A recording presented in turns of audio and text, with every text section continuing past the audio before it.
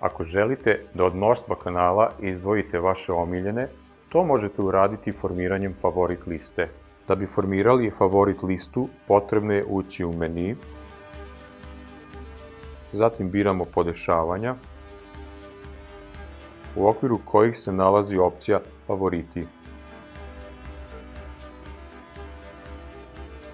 Na primjer, ako želite da izdvojite samo Arena Sport kanale, u meniju Favoriti na levoj strani tabele imate na raspolaganju sve kanale od kojih ćete izabrati vaše omiljene. Strelicama gore-dole na daljinskom upravljaču izaberete Arena Sport 1 i pritisnite taster OK na daljinskom. Izabrani kanal je prebačen u desnu tabelu, odnosno u favorit listu.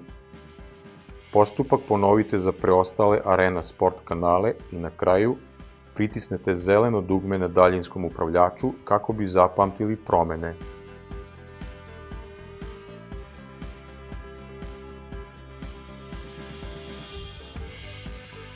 Pritiskom Exit dugmeta na daljinskom izlazite iz svih menija.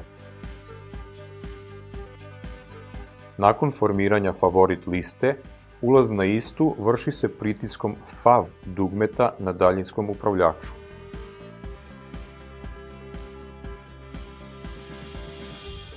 Izlazak iz favorit liste kanala i vraćanje na standardnu listu kanala vrši se ponovnim pritiskom na dugme Fav na daljinskom upravljaču.